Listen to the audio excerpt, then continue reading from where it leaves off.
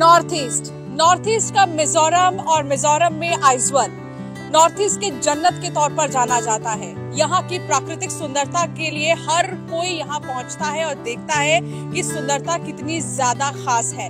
लेकिन हमेशा से ही 70 साल से ज्यादा हो गए रेल मार्ग का इंतजार था यहाँ के लोगों को, यहाँ के जनता को, यहाँ के सेना को, सबको इंतजार था कि आखिर रेल मार्ग कब बनेगा।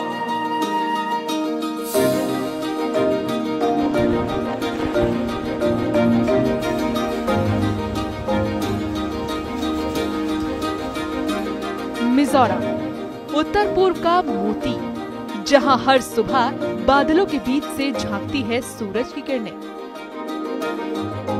जहां पहाड़ों की हरियाली आंखों को सुकून देती है। लेकिन इन खूबसूरत पहाड़ियों की सबसे बड़ी चुनौती थी ट्रांसपोर्ट।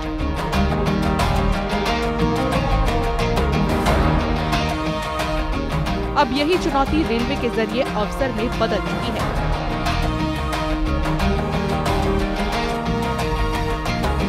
आपने इससे पहले ऐसा रेल मार्ग नहीं देखा होगा जहां पर कई बड़े सुरंग हैं, कई बड़े ब्रिजेस हैं, कई बड़े बड़े पहाड़ भी हैं जिनके बीच से ये पूरा रेल मार्ग गुजरेगा। तो इंतजार खत्म हो चुका है यहाँ की जनता का, यहाँ की सेना का, यहाँ के लोगों का। चाहे वो कोई माल हो या फिर सफर तय करना हो, 7-7 घंटे 8-8 घंटे लगते थे यहाँ तक पहुँचने में कई लोगों को, लेकिन अब कुछ ही समय में यहाँ पर लोग पहुँच सकते हैं। पर्यटन को बढ़ावा मिलेगा, रोजगार को बढ़ावा मिलेगा और कनेक्टिविटी और भी ज्यादा खास होगी। 8,071 करोड़ रुपए की लागत से बनी 51.38 किलोमीटर लंबी बायरबी सायरंग रेल लाइन 4 स्टेशनों हरतकी, कानपुई, मोलखांग और सायरंग को जोड़ती है। इस रेल लाइन में 45 सुरंगें, 153 पुल और 114 मीटर ऊंचाई तक के मेगा ब्रिज शामिल हैं। 29 नवंबर 2014 को प्रधानमंत्री नरेंद्र मोदी ने इसकी आधारशिला रखी थी और 10 जून 2025 को ये प्रोजेक्ट पूरा हो गया। इस प्रोजेक्ट की सबसे बड़ी उपलब्धि है कठिन पहाड़ों और घाटियों में सुरक्षित ट्रैक बिछाना। 1.8 किलोमीटर लंबी सबसे बड़ी सुरंग है। 31% ट्रैक सुरंगों के भीतर ही है। 23% हिस्सा पुलों पर है। हर जगह इंजीनियरिंग का नया रिकॉर्ड बना। यही नहीं, सुरंगों के किनारे पर मिजोरम की संस्कृति को दर्शाते भित्ति चित्र भी बनाए गए हैं। अमित शर्मा जी हमारे साथ मौजूद हैं। अमित जी, क्या खासियत है इस पूरे ट्रैक की, सुरंग की? देखिए, इस पूरे ट्रैक और सुरंग की सबसे बड़ी तो यही खासियत है, जैसे आपने कुछ समय पहले देखा कि कश्मीर में रेल गई थी, बहुत सी सुरंगें और बहुत से बड़े बड़े ब्रिजेस बने हैं, आर्किटेक्चरल मार्वल है। ये एक दूसरा नमूना भारतवर्ष में नॉर्थ से नॉर्थ ईस्ट के एक्सट्रीम में आकर, जो ये एक ऐसा राज्य है जो 2 इंटरनेशनल बॉर्डर्स जहाँ पे लगते हैं, एक बांग्लादेश है, एक म्यांमार है, तो वो 2 बॉर्डर्स को साथ लगता हुआ ये एक ऐसा राज्य है जो चौथा नॉर्थ ईस्ट का राज्य है जो कवर किया गया है। और हमें ये बताते हुए खुशी हो रही है कि इस रूट पे फर्स्ट टाइम रेल आई है हमारे माननीय प्रधानमंत्री जी के विजन के अकॉर्डिंग। और आप देख रहे होंगे, बात करते करते भी बीच में टनल है, बीच में ग्रीनरीज है, तो ये बहुत खूबसूरत है। और किसी ने नहीं सोचा था कि इतनी प्रकृति की सुंदरता के बीच से हम गुजरेंगे। वो हो रहा है, मतलब इम्पॉसिबल को पॉसिबल किया गया। इम्पॉसिबल को पॉसिबल किया गया है। तो ये प्राकृतिक सुंदरता देखते ही बनती है, एकदम विहंगम दृश्य है। टोटल ग्रीन्स हैं। मिजोरम इस चीज़ के लिए नोन है पूरे भारत में, पूरे विश्व में। तो उसको एक्सप्लोर करने का मौका हर भारतवासी को मिलेगा और रेल सबका माध्यम है। अच्छा सर, कितने टनल्स आएंगे, कितने ब्रिजेस आएंगे, एक बार उसके बारे में भी बता दीजिए। देखिए, number of tunnels and bridges आपको पूरा रेलवेज की टीम बता सकती है, but there are many tunnels and many bridges. 1 घंटे का जो हम रन कर रहे हैं, जो हमारा सायरंग स्टेशन जो हमारा मिजोरम में है और बैरबी लास्ट स्टेशन है, वहाँ तक आपको करीब 40-50 ऐसे दृश्य तो मुझे लगता है कम से कम दिखेंगे। अच्छा, सर, ये तो सबने देखा कि इतनी सुंदर जगह बन चुका है अब रेल ट्रैक, लेकिन चुनौतियाँ क्या थी, मुश्किलें क्या थी, उसके बारे में बताइए। देखिए, चुनौतियाँ तो बहुत ज़्यादा होती हैं, बिकॉज जैसे आप देखते हैं यहाँ पे सबसे बड़ा वर्किंग सीजन का रहता है, क्योंकि यहाँ पे बहुत देर मानसून बहुत लंबा होता है। अभी भी आप आए हैं तो आप देख रहे होंगे कि रेन और ये काफ़ी ज़्यादा वो रहता है, तो नेचुरली लैंडस्लाइड्स होती हैं और बहुत सी ऐसी चीज़ें हैं। यहाँ पे बनाना इतना आसान नहीं है, पर it is all about the grit and resolve of Indian railways. Hats off to them. तो इन्होंने पूरा पुरजोर तरीके से नॉर्थ ईस्टर्न फ्रंटियर रेलवेज ने टेढ़ी चोटी का जोर लगाकर 4-5 साल में इसको एक रियलिटी बना दिया, और हमें बहुत खुशी है कि अब यहाँ पे हर चीज में इसका बहुत बड़ा इम्पैक्ट रहने वाला है। तो ये कायाकल्प हुआ है पूरे नॉर्थ ईस्ट का, और आप देखिए कि कितने ही ब्रिजेस और कितने ही टनल्स अब तक हम देखे और उधर से हम गुजर रहे हैं। कभी किसी ने सोचा नहीं था कि आजादी के बाद अगर कायाकल्प होगा नॉर्थ ईस्ट का, खासतौर पर आइजोल का, जहाँ लोग नाम सुनते हैं आइजोल का तो बहुत सुंदर है, बहुत सुंदर है, लेकिन जाए कैसे। तो अब बिना सोचे समझिए आप आइए यहाँ पर, इस प्यारे प्यारे टनल से गुजरिए, ब्रिजेस से गुजरिए, सुंदरता देखिए, ग्रीनरी देखिए। और अब ग्रीनरी भी बहुत कम ही देखने को मिलती है बहुत सारी जगहों पर, लेकिन यहाँ तो जहाँ तक नजर जा रही है वहाँ सिर्फ ग्रीन ग्रीन और उसके बीच में ट्रेन। बिल्कुल टोटल ग्रीन कवर है। ये आपको भारत में एक यूनिक प्रिपोजिशन मिलेगा। ऐसा समीकरण कहीं पर हम दावे से बता सकते हैं पूरे भारत में हमारा घूमना होता है। टोटल ग्रीन कवर है, हर तरफ यहाँ पे आपको 12 महीने इसी तरह की ग्रीनरी दिखने वाली है, और साथ के साथ लोगों के लिए इतना बड़ा जीवन में सुधार आएगा। चाहे सब्जी, चाहे फल, चाहे कोई भी एसेंशियल जो गुड्स एंड सर्विसेज हैं, उनकी कीमतों में बहुत ज्यादा फर्क आने वाला है, जो कि एक आम आदमी को बहुत मदद करेगा। और सबसे बड़ी बात है, हिंदी का प्रचलन बढ़ेगा। बिल्कुल, और कनेक्टिविटी क्योंकि देखिए बहुत स्ट्रांग हो चुकी है, तो अब आप बिल्कुल भी मत सोचिए। नॉर्थ ईस्ट घूमने आ रहे हैं, जरूर आइए आइजोल में, इस खास ट्रेन में सफर कीजिए, अच्छे अच्छे नजारे का जरूर लुत्फ उठाइए।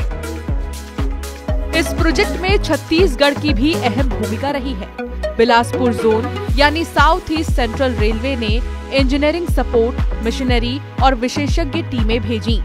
रेलवे ट्रैक बिछाने में इस्तेमाल होने वाले गटर, लोहा और स्टील मटेरियल भी छत्तीसगढ़ से ही मिजोरम पहुंचाया गया।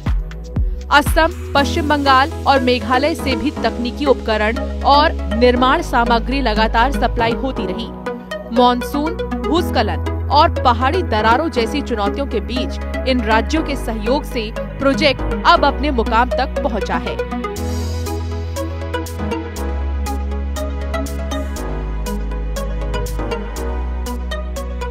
इस वक्त मैं सरांग ब्रिज में मौजूद हूं और आप देखिए कि कितना बेहद ही खूबसूरत जो है यहाँ का नज़ारा है। टनल को काट कर ये ब्रिज बनाया गया है। इसके साथ ही ये 114 मीटर ऊंचा जो है ये ब्रिज है, कुतुब मीनार से भी ऊंचा बताया जा रहा है। यहाँ का नज़ारा बेहद ही खूबसूरत है।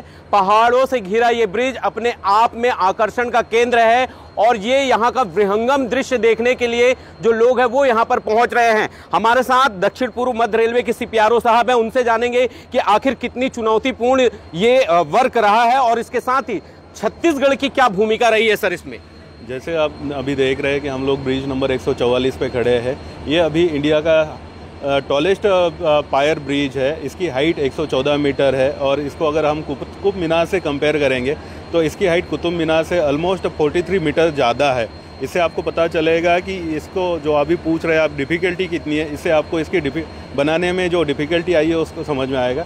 इस एरिया, ये जो हमारा नॉर्थ ईस्ट का एरिया है जिसको हम बोलते हैं 7 सिस्टर्स, जो 7 स्टेट है, ये पूरे एरिया हिली एरिया है। यहाँ पे ये डिफ़िकल्ट टेरेन है, और यहाँ पे जो कनेक्टिविटी का इशू आता है, ऑल वेदर कनेक्टिविटी, जो रोड है, जैसे बारिश यहाँ पे बहुत ज़्यादा होती है तो रोड्स मानसून में बंद हो जाते हैं कई जगह लैंडस्लाइड की वजह से।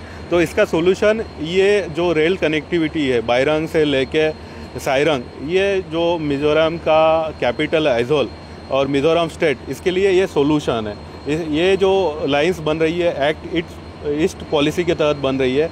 इसके तहत जो हमारे 7 स्टेट है इनके कैपिटल्स को जोड़ा जा रहा है। इसका उद्देश्य यही है कि यहाँ पे ऑल वेदर कनेक्टिविटी मिल जाए। इसके साथ साथ जैसे कि आप सभी जानते हैं कि रेलवे एक सेफ और कम खर्चे में ट्रांसपोर्ट है, फैसिलिटी है, तो ये सारी फैसिलिटी अवेलेबल कराएगा। साथ में ही इसके साथ साथ यहाँ के लोगों को हमारे देश के विभिन्न भागों में जाने के लिए, जैसे वो अगर एजुकेशन के लिए जाना चाहता है, कोई है मेडिकल ट्रीटमेंट के लिए जाना चाहता है, एम्प्लॉयमेंट के लिए, तो ये रेल लाइन उसके लिए ऑप्शन अवेलेबल करवा के देती है। साथ ही यहाँ पे जो फॉरेस्ट प्रोड्यूस है यहाँ पे, या यहाँ के जो ट्राइबल प्रोडक्ट्स है, इसके लिए हमारे देश के बाकी भागों का मार्केट ओपन हो जाएगा। और हमारे जो दूसरे भागों के जो हमारे भारतीय लोग हैं, हमारे जो देश बांधव है, वो यहाँ पे आना चाहते हैं एज टूरिस्ट, तो उनके लिए हवाई यात्रा के अलावा एक अच्छा ऑप्शन अवेलेबल हो जाएगा। बिल्कुल सर, एक बात ये जानना है कि बताया जा रहा है कि यहाँ पर छत्तीसगढ़ की भी अहम भूमिका रही है। लोहे जो पटरी है शायद वो वहाँ से भेजी गई है। टेक्निकल रूप से भी बहुत सारे चीज़ों पर यहाँ हम छत्तीसगढ़ ने सहयोग किया, तो किस तरीके से भूमिका रही है? जैसे ये नेशनल प्रोजेक्ट है और ये बहुत बड़े पैमाने पे हुआ है, तो इसमें जैसे हम लोग ये ब्रिज पे खड़े हैं, इसके गर्डल स्टील्स के लोहे के बने वाले हैं।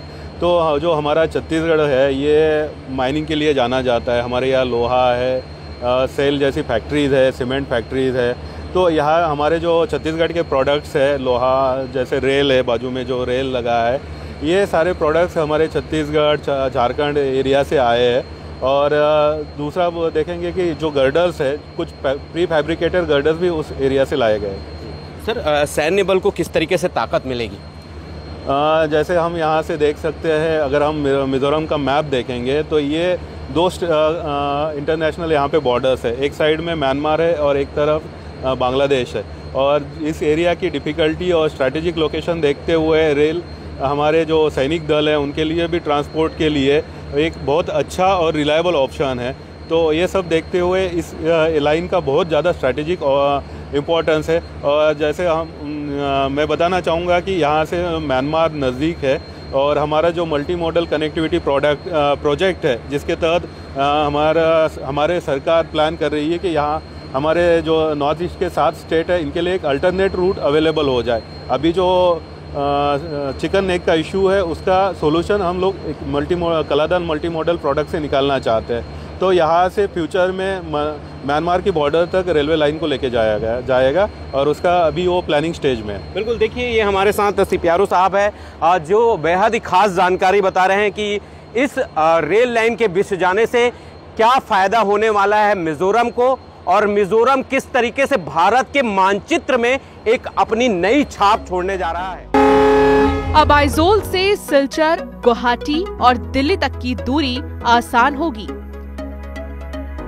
सड़क से 7 घंटे का सफर अब ट्रेन से सिर्फ 3 घंटे में पूरा होगा।